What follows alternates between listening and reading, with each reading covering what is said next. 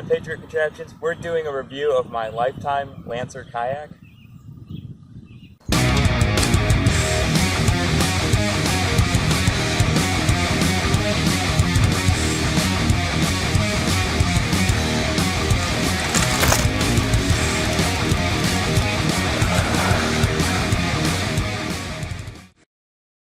Let's get into the review, and right off the bat, what does this kayak come with? Well, most importantly, it comes with a paddle. This is an 8-foot long paddle.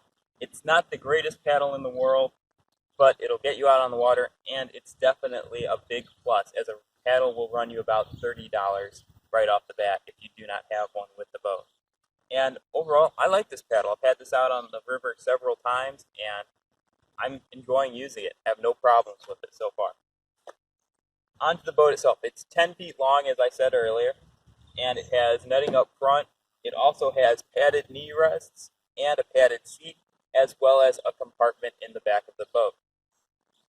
And then inside of the kayak, it has some foot rests. I can't necessarily call them foot pegs, but they're more like grooved foot slots. And overall, I'm really happy with the boat.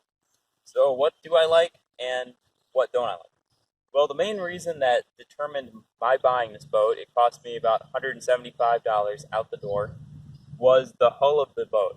The hull of this particular kayak is extremely streamlined compared to other kayaks in the same $200 price mark.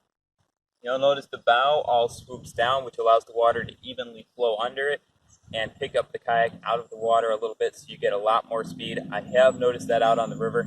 This is a very fast boat for only being 10 feet long.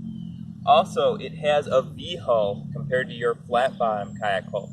Now, this means it's a little less stable in the water, but it's also a lot faster and allows the water to flow around it again. And this is a very key factor. You can change almost anything about the kayak except the hull. So in buying this, that's what I put first and foremost, is the hull of this boat, and I'm very happy with it as far as the hull goes. Things I'm not sure about, inside the foot pegs, I'm not sure about them yet. It may be better to have some adjustables in there.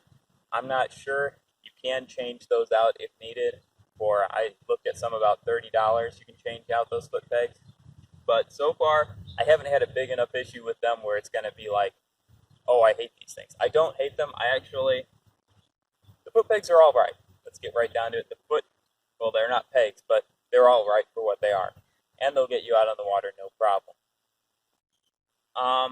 Other things that are interesting to me about this kayak is that the actual inside diameter of the cockpit is not quite as wide as I was expecting. My other kayak, it's about, I'd say, 25 inches wide up on top. This kayak is about 19 inches wide. So if you're a bigger dude, this kayak probably isn't for you. You won't be able to fit into the cockpit. It's only, 19 inches wide. For a guy my size, it's perfect.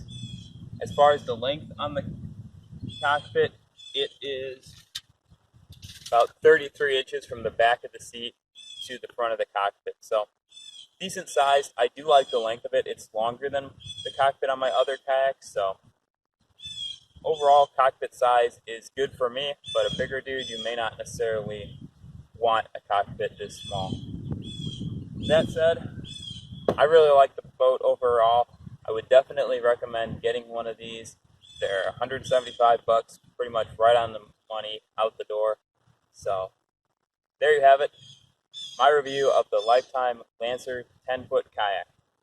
And definitely a fantastic boat.